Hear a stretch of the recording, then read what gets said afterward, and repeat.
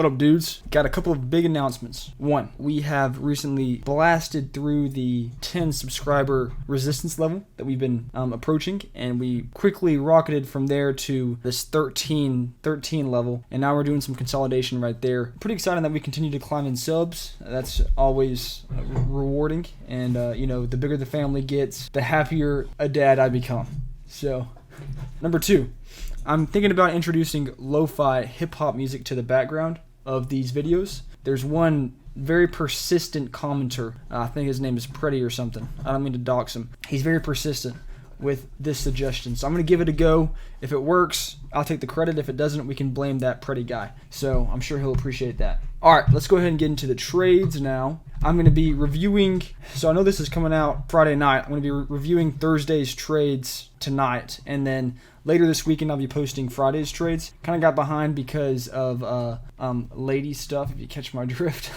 And now I'm going to, I already said that. We're getting into trades now. Okay, we're getting into the important stuff, right? I'm no simp.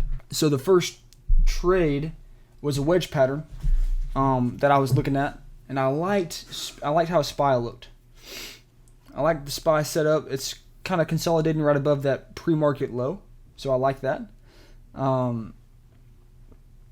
got in right there. Not a really good entry, so I need to work on that. The entry was not great, and therefore my risk was greater, but it was a good thesis, and I thought it was a pretty good setup. So, not working out though, obviously. Not looking great, and I get stopped out. Kind of playing with me right now. Pardon. Looks like I get stopped out. Should be right there. I get stopped out right there. So stuck to my plan. Got stopped out right there. Good stuff, right? Good execution. I thought it was a pretty decent setup. But one thing that I could have noticed too in going into this trade was that overall market sentiment has been pretty negative. So that could have helped influence my trades. And also, if you look at this top QQQ is looking pretty bearish. So that could have also helped me decide which way I wanted to take this wedge pattern. Hindsight is always 20/20, but it's important to reflect on your mistakes and to try to learn from them. So that's what I'm going to be doing right now, to review and see things that I didn't see in the moment, and then take that information into the future. Let's get on to my next trade. It's another wedge pattern. I'm obviously a big wedge pattern fan.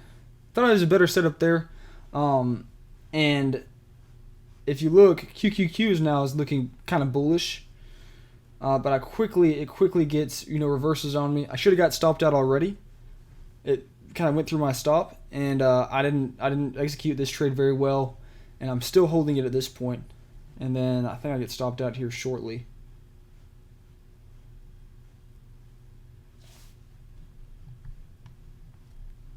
Okay, so it didn't show. The contract didn't show. It didn't show, but I think I got stopped out around, definitely in this candle. I think when it started pulling back. I think that's when I sold out. It didn't show up right here on my monitor. It showed up on my phone for some reason. But yeah, I didn't really execute this trade that well. I let it blow past my stop, and I just held it, kind of held it. And while I panicked and kind of just froze. Also, if you look at SPY now, SPY is looking like it's forming a head and shoulders pattern. So I could have used that to influence my decision with QQQ. QQQ's triple Q right here is looking bullish, looking like an okay long. But if you look at SPY's looking pretty bearish. And so I could have used that to influence my decision with this setup. So I think going forward, going in the future, I'm going to be looking at both of these. In the future, I'm going to be using... Hey guys, it's me again. In the future, I'm going to be using both of these indexes, the information that they're giving me, and try to make an educated decision, not just based on looking at one, but looking on both, and then go from there. I think that would help me increase my probability and increase my win rate. So we're going to do that. Now going to this next trade. Okay, it looks like I went long on SPY there, or I went short on SPY. Which I don't like. Quickly got stopped out. Let's see if I stick to my plan. So far, it's not looking good. Okay, I finally got stopped out there. Okay, so didn't execute this trade very well either. I kind of let it. I gave it some time to wick, but I I think I like sticking to just a hard stop where if it hits it and passes it, I'm out. I'm not waiting for it to wick. To adjust for that, I can just adjust my hard stop a little higher, maybe. But once it hits my stop, I want to get out. I don't want to do a soft stop where if it breaks it, I'll hold it a little longer and see if it wicks. That tends to bite me straight in the face, and I don't like that. Okay, sue me. Right here, I saw the head and shoulders on SPY, and then it invalidated that setup. It didn't fall here. It came back, kind of triple bottomed here. If you see this inflection point, and then started running, and then this is kind of a little bull flag, I guess, kind of, maybe not really, but I thought it was an okay short, right? Because this is an obvious resistance level, but it was also looking like it was bouncing from the support too. So I don't think it was a great take. Looking at it now, I think I just sit on the bench for this one because I don't know where it's going. It's just consolidating. It invalidated the head and shoulders, and instead of breaking down here, it consolidated. So I think right here would have been actually a pretty good long.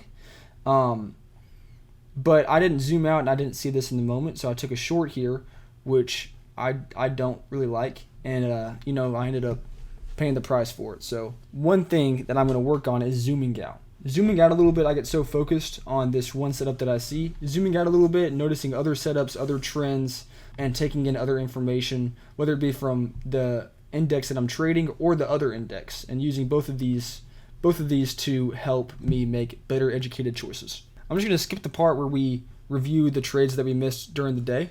I already did that, and now it's Friday, and so I just don't want to do it today. I already did it. I don't want to do it again. So we're going to skip that. We're going to get straight to the P&L. I haven't uploaded my trades today yet for Friday, so this is still reflecting Thursday's trades. But spoiler alert, Thursday did look like Friday, which is not great for me. Let's go. Okay, we're just going to review. So this is yesterday, minus 60 bucks. Not great, but we didn't hit our max loss for the day. That's a bright side. We have for the month September, we're down 126. So we took a pretty significant hit there yesterday, but that's okay. We still managed our risk. We didn't overtrade. We didn't panic, and we're able to pivot now and reflect on what we did right, what we did wrong. This is the start of the account, so we're down 548 smackaroonies now. We just got under that minus 500 level, which that felt pretty good. But now we're back. Okay, we're used to this. We're used to being over $500 in the hole. Nothing new. So good stuff. Thanks for watching this video. Appreciate y'all. It's good stuff. This is good for me to do this, and it's also really encouraging to see the channel continue to grow and explode, even though my P&L is kind of doing the opposite. But that's okay. Having a good time, and thank y'all for tuning in and for watching this. So see y'all in the next video.